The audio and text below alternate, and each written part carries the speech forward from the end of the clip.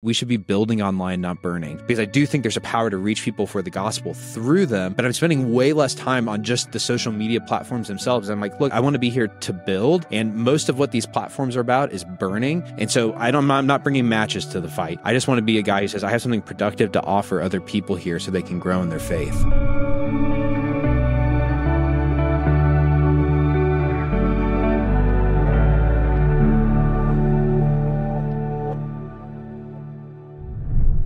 Hey, everybody. Welcome back to the Digital Examen podcast. I'm Jay, and I'm so glad that you are joining us for our conversation today. Many of us have heard this before, but it's never any less jarring or even surprising every time I think about it or hear it. In the New Testament, the word Christian is found three times. And yet it is the go-to word that we use today in our culture, in the modern world, to describe followers of Jesus. But the word disciple is found more than 250 times. It is the New Testament's, by far, the New Testament's go-to word for describing the life of following Jesus. And the word disciple isn't a word we use a lot in our day and age. And so I think there are some misunderstandings. One way to understand the word disciple is a student. And it is a student for sure, but not the student in the way you and I think of students today in the modern world. When we think about students, we think about people who are in academic settings, who are learning a lot of knowledge and gaining a lot of information. And being a disciple absolutely is about learning stuff, about gaining knowledge, growing in knowledge, and attaining more and more information from their teacher. But a disciple is much more than that. It's not just an academic journey. A disciple is akin to what in the modern world we might call an apprentice. You think about an apprentice who is apprenticing under a mechanic at an auto body shop. That apprentice is not spending all of their time watching YouTube videos about how to fix cars. That apprentice is standing shoulder to shoulder with their teacher, learning and watching and gaining knowledge, but then inevitably grabbing a wrench and getting under the hood, not only knowing what their teacher knows, but beginning to do what their teacher does. They are being formed into the likeness of their teacher. And that's what we're called to be as followers of Jesus, to be disciples, students who know the way of Jesus, are learning the way of Jesus, but also apprentices who are actually embodying and living the way of Jesus. What's really interesting to me is that every person on the planet is a disciple. Every person on the planet is an apprentice. We are learning and then living a particular way based on the specific teacher we allow to teach us. And in the digital age, the internet, for so many of us, has become our teacher. And the internet is discipling us. It is forming us in its ways. And it's making us, it's shaping and transforming us into a people that I think often we don't want to be. And more importantly, that God has never called or designed us to be.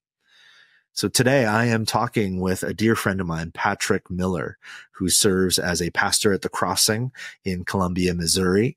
And he's the host of a great podcast called Truth Over Tribe and is the co-author of a book by the same name, Truth Over Tribe, Pledging Allegiance to the Lamb, not the donkey or the elephant.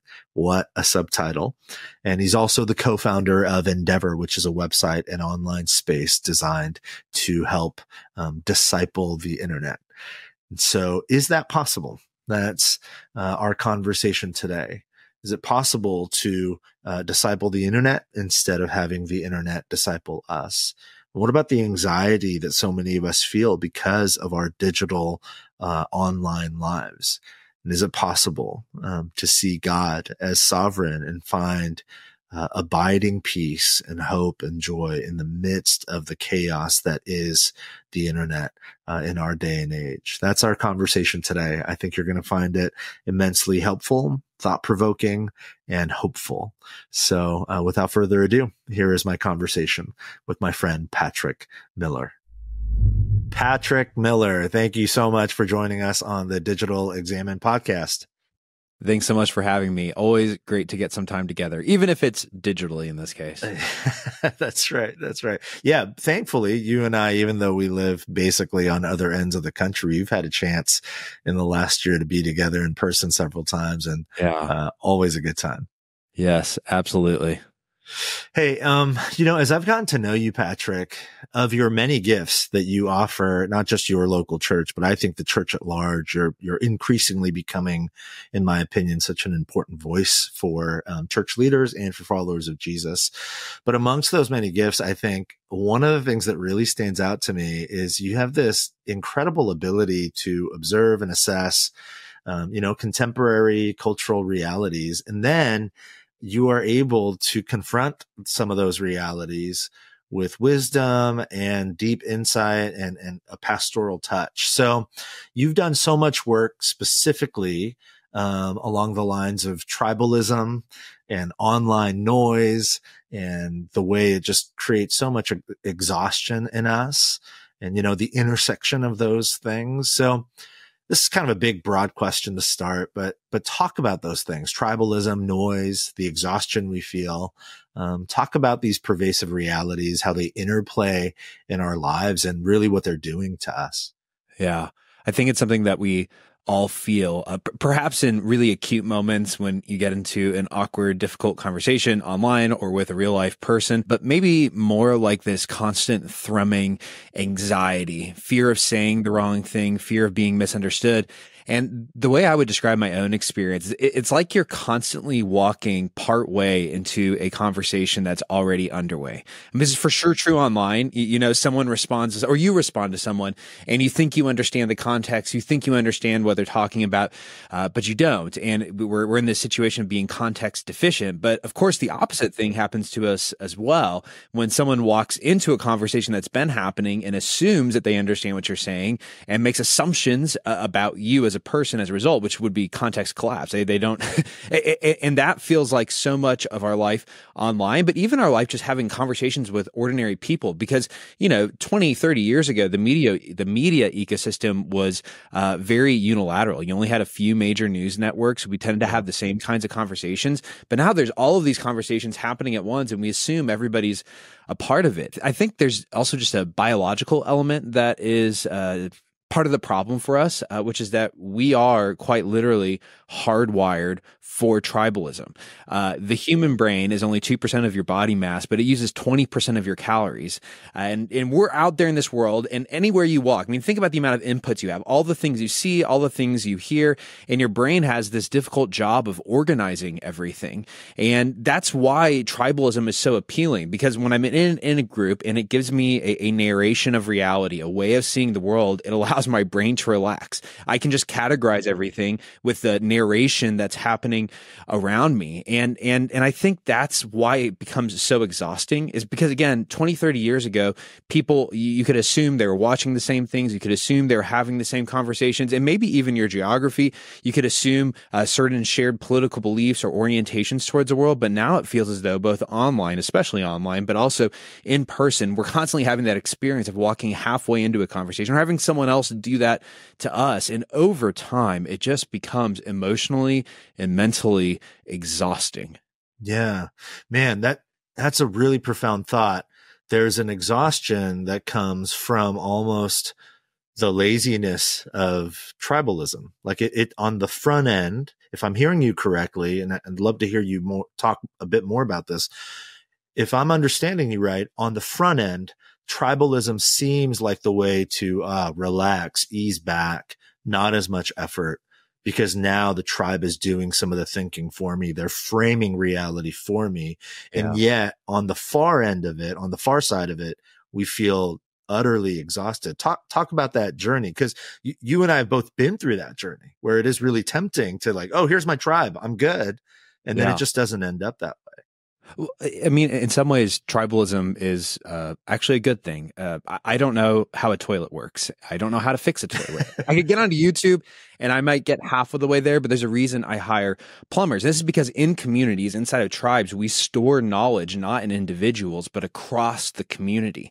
And that shared store of knowledge is a gift to us all, so that when I'm sick, I can go to a doctor who has expertise, or when I need legal help, I can go to a lawyer who has expertise. And I'm essentially offloading the thinking duties to those individuals.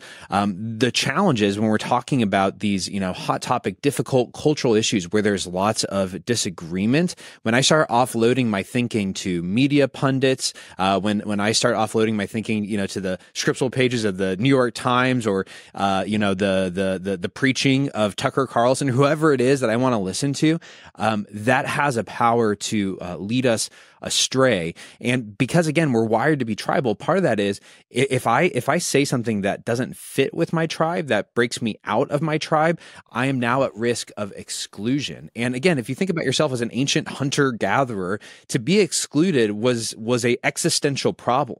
If you were excluded, you no longer had access to protection, to resources, to food. And so again, we are just hardwired not to offend our tribe. And so we can see the good sides of it, but I think that's the exhaustion, is that we constantly feel like we're on the outskirts of somewhere. We constantly feel like we're being left out of a conversation or kicked out of a conversation. And sometimes we don't even understand why that's happening. And so again, that's what I think causes that emotional, social, and psychological exhaustion that we're all experiencing. Yeah. When I think about a plumber who comes and, helps our family out by doing work that I am unable to do, that plumber did not watch a YouTube video 2 hours prior to coming to my house to learn how to fix, right? Yeah, hopefully not, hopefully that shows up in the Yelp review or whatever. They've put in the work. And so now it's this benefit to the community. Or the doctor. I go to the doctor and I know that doctor has spent years and years of their life in real focused work. When you think about the internet, the landscape of sort of our digitally mediated lives, and you talked about expertise and this sort of, faux expertise so many of us have. We live in and I love TED Talks, but we live in a TED Talk culture. So I've been tempted to do this. Like, oh man, I watched the 7-minute TED Talk on neuroscience, and now I know everything there is to know about neuroscience or something. I mean, talk about how you see that sort of unfolding in the digital landscape. I think that we all have a temptation to overestimate our expertise. So there's a fascinating study, or it's an effect called the Dunning-Kruger effect. It comes from a study done by two people, Dunning and Kruger. And what they were doing was asking managers to rate their own competency. So the managers would go through and they give themselves, high, low, middling ranges of competency. And then they went and asked their employees how competent their manager was. And the fascinating thing that happened was that the managers who gave themselves the highest level of competency received the lowest ratings from their people. And it's not because they were proud or vain. It's because when we're incompetent, we often don't realize that we're incompetent. And when we actually have experience, we begin to realize how incompetent we actually are. So if you take someone who's read a single article on immigration policy and you ask them to rate their confidence, they're very likely to say, I know a lot about immigration policy. But if you go and you speak to someone whose entire life is working on immigration policy, they'll give themselves an accurate rating because they'll know, there's 10 people who know more than me, but there's, 40 people who know less than me. And so here's where I rank. And I think the internet has this ability to make us all kind of idiotic by accident, because the knowledge that we receive there is so shallow and so amateurish, and yet is often said with such confidence that we think that we know more than we do. And so, this is kind of just one of those digital practices you almost have to get yourself into, which is just pausing and self-evaluating and asking, do I actually know as much about X as I think I know? And if I don't know as much about X as I think I know, then this is precisely the moment when I need to be slow. I need to listen. I need to ask questions. I need to explore, because the odds that I'm wrong are much higher than it would be in a sphere that I actually have a great deal of expertise in, which, again, because of our limited caloric, output in our brains, is going to be very limited. There's very few things I know a lot about, and I'm confident about those things because I've spent time thinking about them. But the vast majority of life, I'm actually rather incompetent. And again, this is the gift of tribalism. There's other people who are competent. The problem becomes when I think that I am competent in all things because I read, my Twitter scroll all day. Yeah. Along those lines, I've heard you ask the question really, okay, there are 5 billion people globally online. That number's just constantly going up and up. And then you ask this really poignant question: what happens if all the Christians leave? So in conjunction with what you just said, there might be some of us listening who are like, you know what, Patrick, I'm in. I'm throwing away all electronic devices and I'm going to go live on a farm and just care about me and my own and my farming neighbors. What do you think would happen if all the Christians left? And why is that problematic? Maybe even, tragic. Why is that a problem? Because there is a temptation. It's like, I'm out. You're right. I'm not an expert. I'm just going to read my Bible and, take care of my family. And that's that. Yeah, the digital Benedict option. Well, if I'm going to be honest, on the one hand, if all the Christians left the internet, we'd probably all be healthier, happier, and less stupid. So there's probably some truth that needs to be wrestled with. But on the other hand, a single TikTok video deconstructing Christianity will reach hundreds of thousands of people in an hour.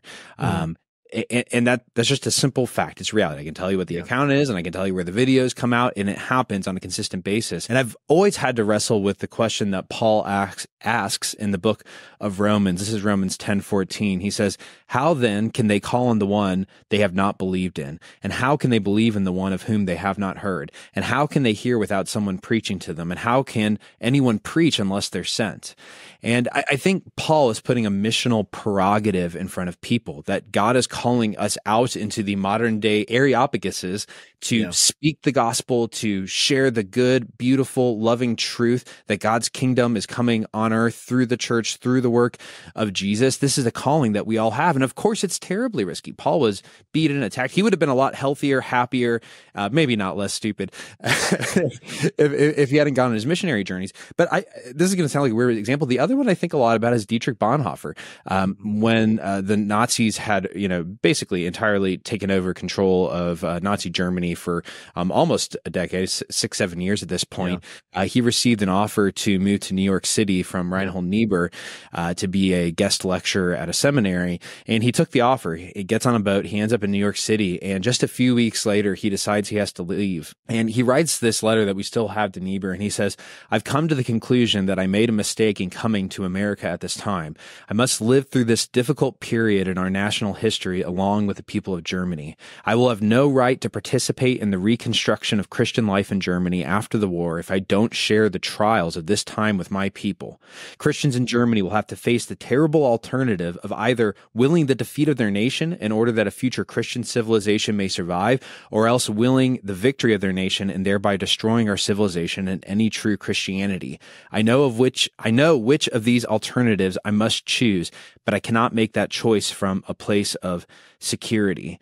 And I think we probably all want a place of security. And while I don't think, the threat of the internet might be as dire as the Nazi threat in some senses in terms of what it's done to our institutions and our life together, I don't think we can make a choice against the internet from a place of security. And unfortunately, I think that does mean active engagement with digital missionary work. The key is to not become digital Nazis. That's always the missionary problem. I went to the city to change a city, and the city changed me. And that is just as likely to happen on the internet as it is in where you're located in Silicon Valley or anywhere else in the world. Yeah, man, that's such a good word. I love the connection to Bonhoeffer. I think for those who are listening and maybe, Dietrich Bonhoeffer is a name you've kind of heard here and there, I would highly encourage his life.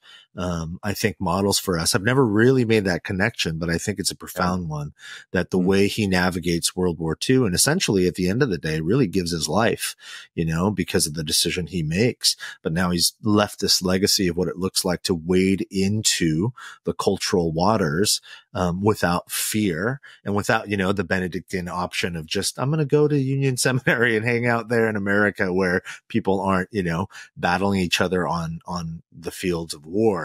Yeah, it's a profound thought, a really convicting sort of invitation. So as followers of Jesus then say, okay, I'm not going to cancel my internet subscription and get rid of my smartphone. Like I will stay in the fight and try to be, a beacon of hope and light and the gospel in the darkness that is so much of the digital age. You mentioned it very quickly, but I want to ask you to expound on that idea. We've got to make sure that, I went to a city to change the city, but the city changed me. Very much is what happens to so many of us. I went to the internet to change the internet, but the internet changed me.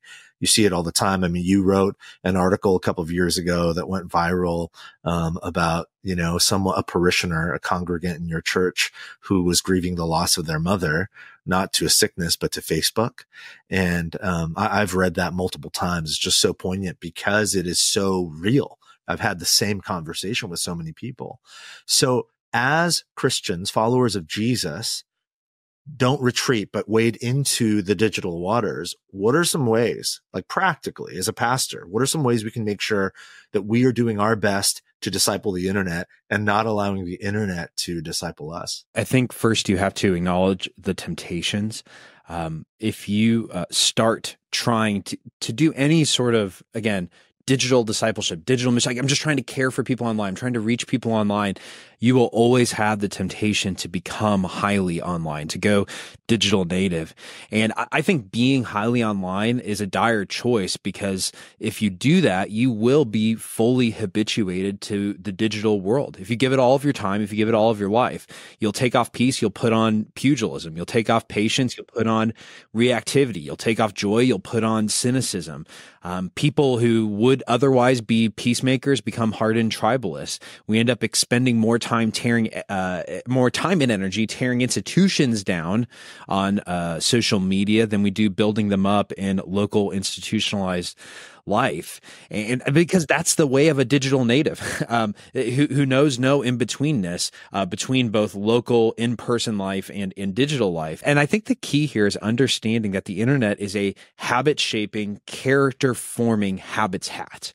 I mean, have you ever noticed the behavioral similarities between highly online people on both the right and the left? It's like they're both reactive, they're both knee-jerky, they both call names, they both swarm, they both troll, they both intentionally misread and misrepresent. And I think the reason why the highly online right and the highly online left look so identical isn't because they share worldviews, it's because they share habits shaped by a shared habitat.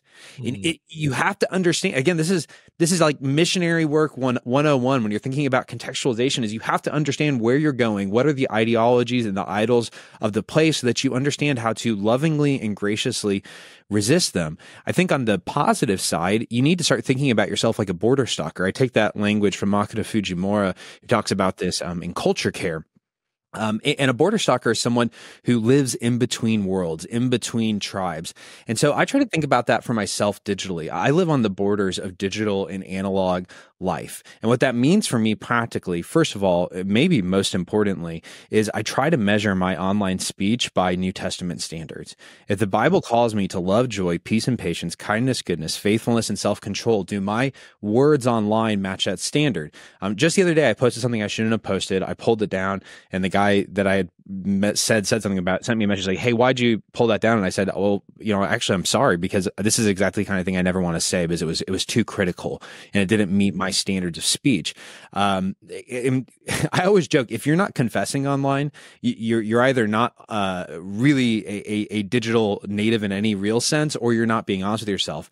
But I think the other thing it means practically is analog scrutiny. I have a lot of friends who follow me online, and they give me tremendous accountability for my online action. They call me out when I make mistakes, and those are local institutions. Like, those are people who are in my day-to-day life. And the last thing I would just say is we should be building online, not burning. I'm actually on Twitter a lot less than I used to be, and I'm trying to focus most of my quote unquote digital effort on making stuff. I'm making podcasts, I'm writing articles, and I'm trying to share those online and share the ideas via Twitter and YouTube and other places, because I do think there's a power to reach people for the gospel through them. But I'm spending way less time on just the social media platforms themselves. I'm like, look, I want to be here to build, and most of what these platforms are about is burning. And so I'm not bringing matches to the fight. I just want to be a guy who says, I have something productive to offer other people here so they can grow in their faith. As you're listening to this conversation with Patrick, I want to give you a moment, wherever you are, as long as it's safe to do so. Just take a moment and take a few deep breaths and ask yourself the question, contemplate this really convicting question. How has the internet discipled you? How has it shaped your habits? Think about the first moments after waking up or your final moments before going to bed. What is it that you are filling your mind and your heart with? Begin to name it. Offer it to God. Commit to change if that's what's necessary. And further, ask yourself, what would it look like for you to live as a border stalker, living between analog and digital worlds? And even more than that, not simply living in between those worlds, but living in such a way that you are bringing peace into a place of hostility, where you are, in the words of Patrick, building instead of burning online. Give yourself a few moments. Contemplate those things. Take an assessment of your own digital life. And again, name it, offer it to God, and commit to whatever change you sense God by His Spirit is asking you to make.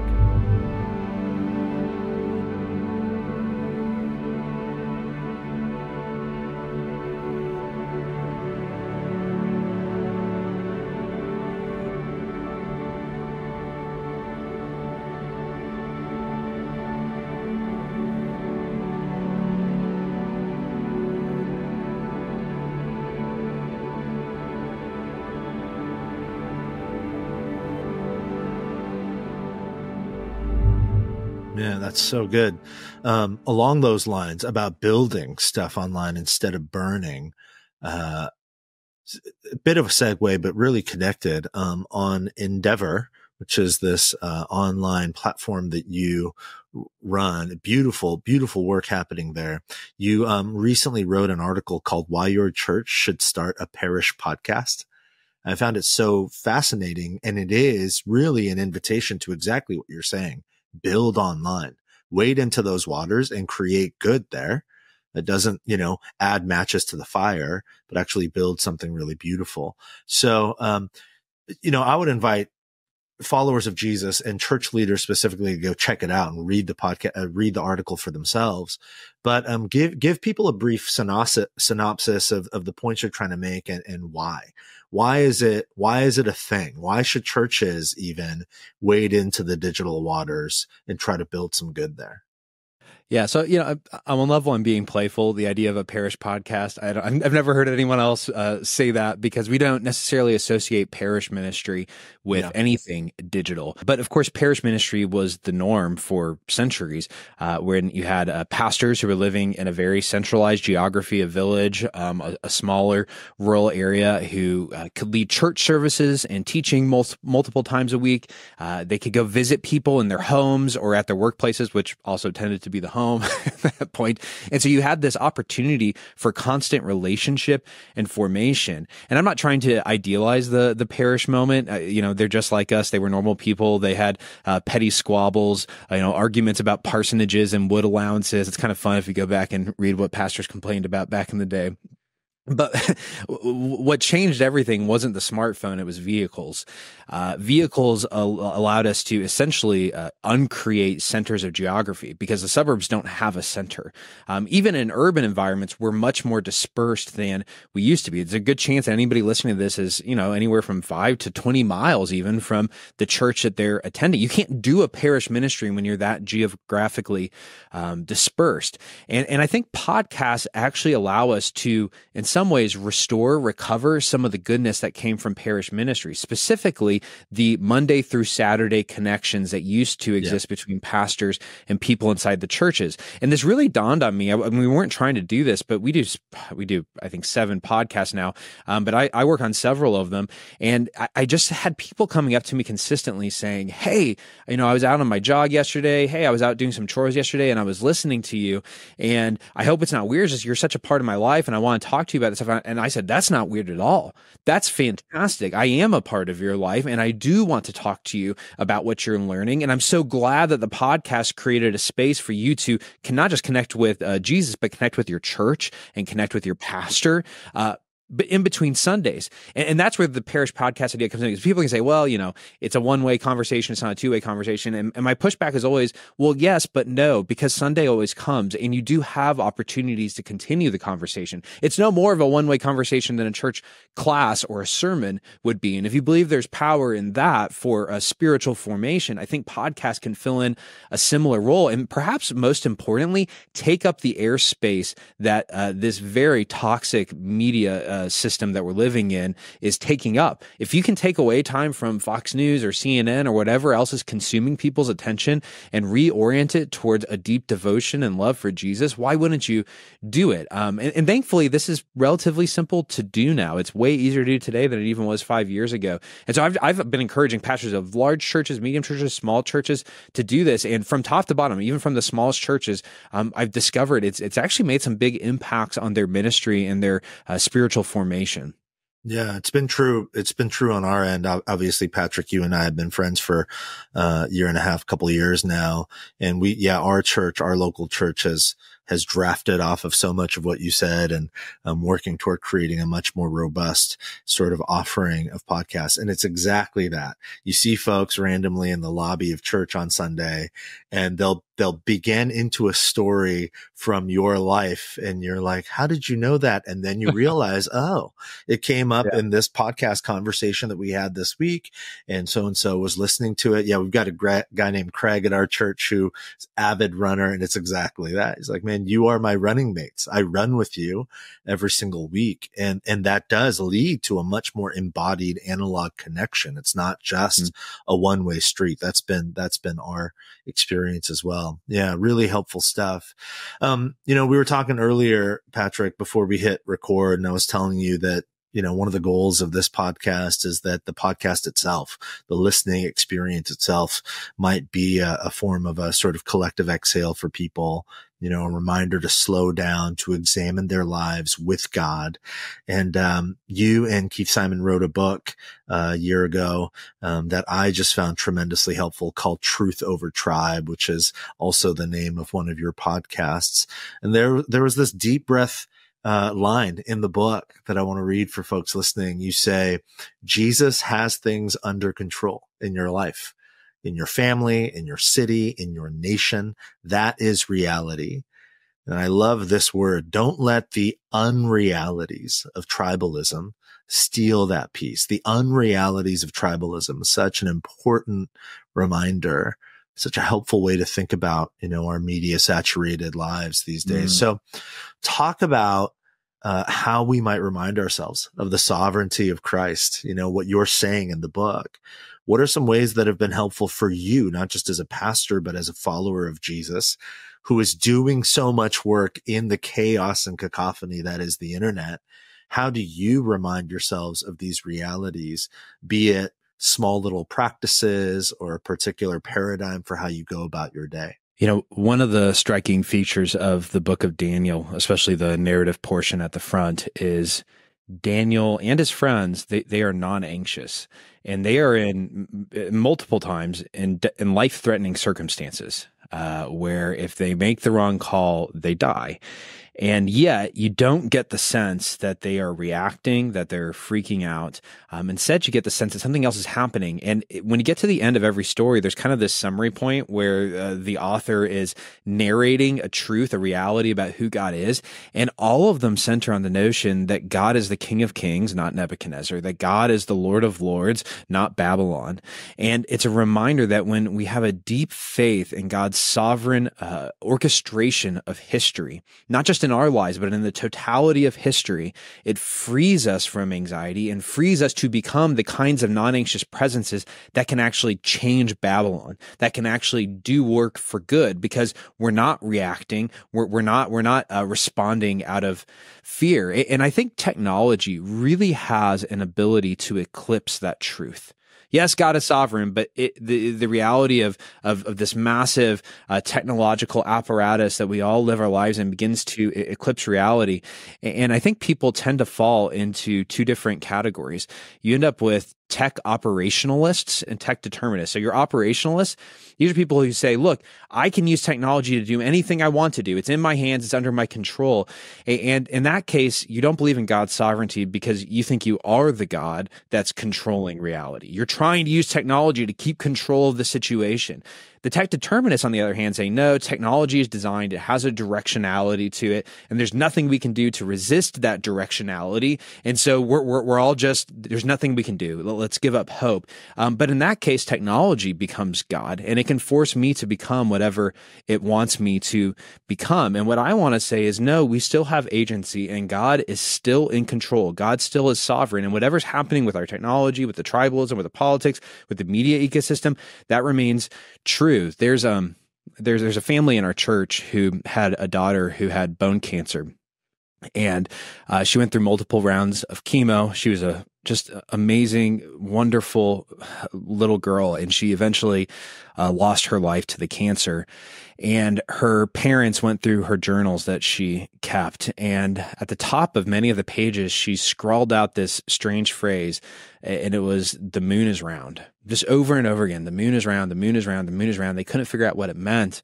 And they later figured out that she took it from a book that was pointing out that even when the clouds cover the moon and you can't see it, the moon is still round. Even when it's just a crescent and that's all you can see, the moon is still round. That there's all these things that come into life, grief and pain and whatever else, but you know what's always true? The moon is still round. And it was her way of reminding herself that whatever was happening to her with her bone cancer, God was still sovereign. God was still in charge. God is still in power. God still loved her. God still held her in his hands. And so even though with the cancer and the pain and the chemo, even if it became an eclipse over his sovereignty and his love, she was reminding herself, whatever I think I see, it's not real, because at the end of the day, the moon is round. He is in charge. And that's an extreme example, but I think we all allow ourselves to get into situations where we act as though the moon's not round, where we let technology eclipse the moon, where we let the clouds eclipse the moon, and when we forget the truth, the fundamental underlying truth that he loves us and he's working all things out for our good. And that can sound trite, but it's not trite. It's a truth we need if we want to live as non-anxious presences in our cultural moment. Well, in the book, Truth Over Tribe, I found this immensely helpful. You name the very unique anxieties, speaking of anxiety and the pursuit of non-anxious presence. You name the very unique anxieties that are experienced by three distinct groups of people online. And I think most all of us fit one of these three, and we vacillate between them depending on the matter at hand. Sometimes we're one or the other or another. You talk about crusaders, the hunted, and bystanders. So crusaders are those who fear those on the outside of their tribe. They're on a mission, and anybody who is outside of their particular tribe on a particular matter, that's what they fear. That's who they fear. That's the group that causes anxiety. And then the hunted are those who are constantly walking on eggshells, and they fear being canceled. You were talking about it earlier. You know, if I betray my tribe in any form or fashion, I'm out. And that's what causes anxiety. And then there are the bystanders who fear breaking with their own tribe to speak truth. There's an awareness, hey, maybe this is not it, but there's a fear. If I say anything, man, that's going to wreck some things for me.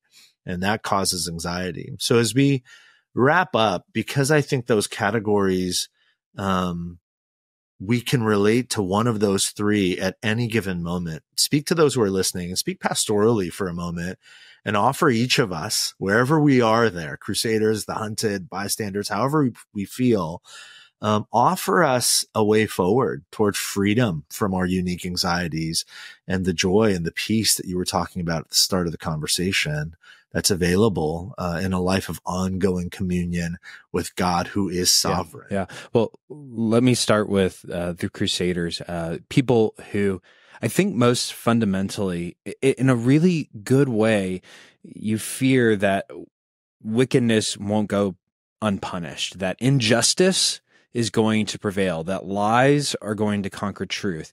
And you fear that because you know the downstream consequences of what happens when evil, injustice, and lies reign supreme.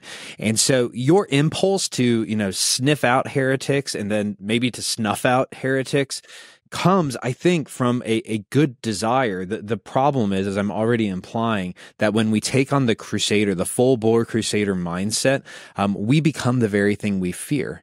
We become the oppressors we're trying to protect the oppressed from. And if that's your mentality and you love justice, again, if we can go back to the truth of who God is, in Romans 12, Paul calls us to remember that God said, "Vengeance is mine." Which is God's way of saying, I've called you to non-violently resist evil in the world. I've called you to pour coals on your enemy's head by loving them. I've called you to pray for those who persecute you. And you can do that simply because you know that in the end, I will set all things right. Whatever it is that you sense is wrong. But there's the other half of this, which is, I think what the crusader forgets is that God knows what he's doing. Perhaps he's calling us to nonviolent, loving resistance because that's actually what can change the world. It's not the pugilism. Yeah. It's not the arguing. It's not the fighting. That's what we do when we're anxious and we're being reactive. What we do when we're non-anxious and we're trusting God is we love our enemies. Now, if you fall into the hunted category, you're fearful that someone's going to cancel you, or maybe they're going to threaten your job, your sense of security in life. My encouragement to you is that often our sense of threat is disproportionate to the actual threat itself. There are actually not many people who get canceled and face these kinds of repercussions. It feels far more common because these are stories that get published and publicized, and you hear about them all the time, and it gives you a perception this is happening everywhere when it's not. I think about a story when I was a kid. I was walking down the street, and this massive dog just came out of nowhere and started chasing me. And it's the most fearful memory I have. I'm running as fast as I can. I think this thing's going to catch me. It's going to go for the jugular. I'm going to be dead before I know it. And I'm screaming at the top of my lungs for my mom, which she must have heard because she comes from inside the house to the outside. And she sees me and stops, and she leans down and she starts petting the dog. And I don't even remember what kind of dog it was, but I'm pretty sure it was just like a tiny little Pomeranian. But in my mind, as a 6-year-old, I thought this thing was a trained killer. And my mom immediately identified, this dog's trying to have fun with you. It's barking at you because it wants to play with you. And that's not my point that people just want to play with you. My point is saying that our ability to assess fear when we're afraid is terrible.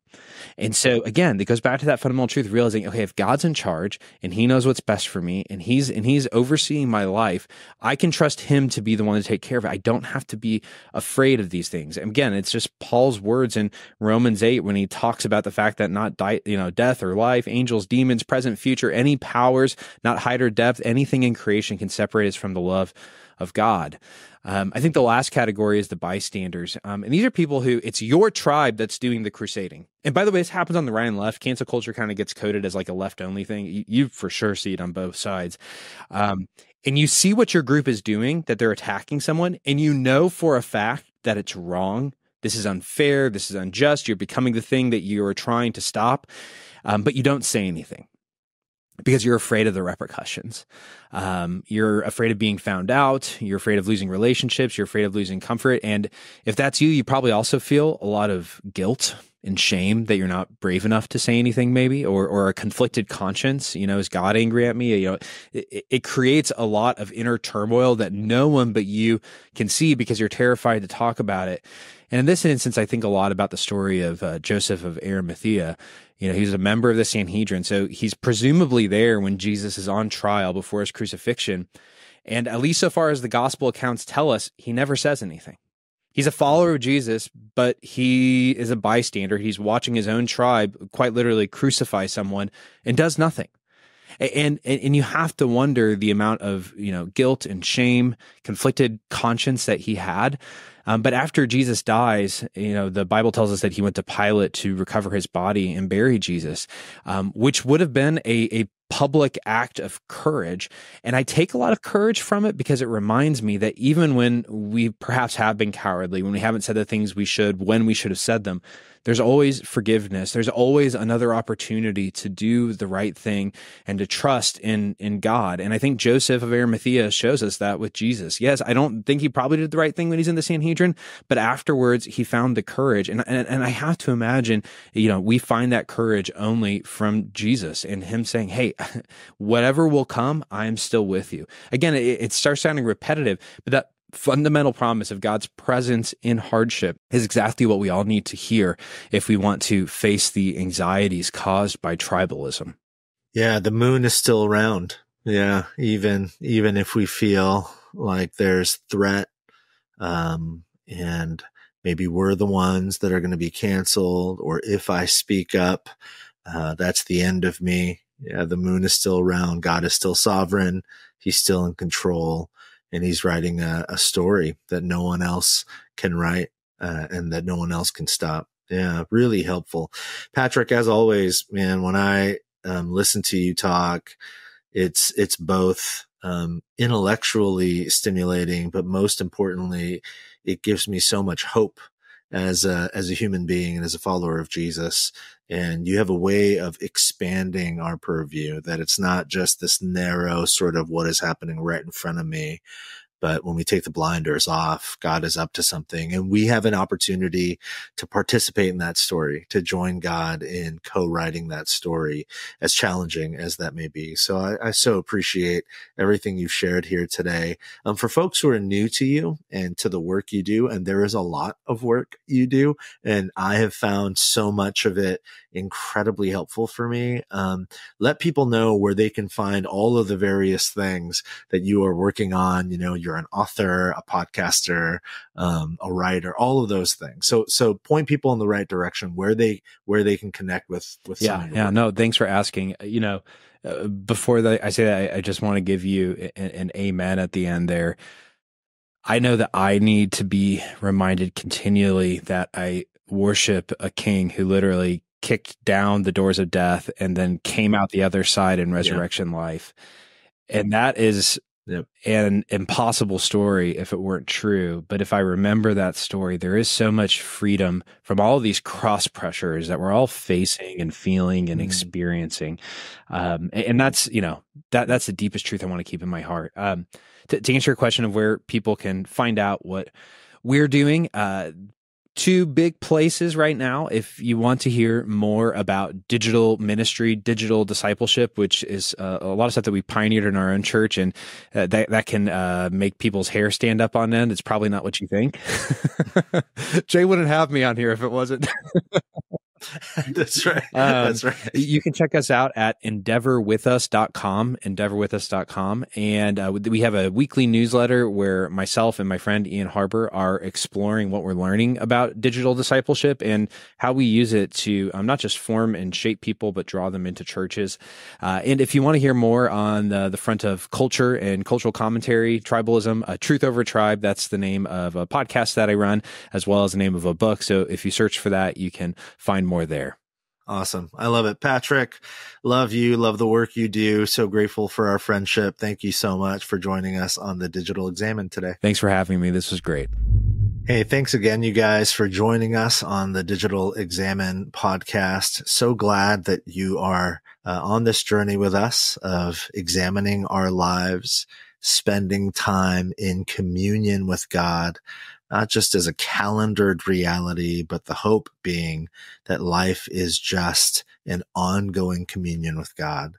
And I hope today's conversation was convicting for many of us, that we are living in such deep, abiding communion with the internet sometimes that it takes the place of the moon, which is always round, even when it looks like it isn't, that God is always sovereign and that he's always in control. And that again, he is writing a better story than we could possibly imagine. And it's a story that we are invited to be a part of.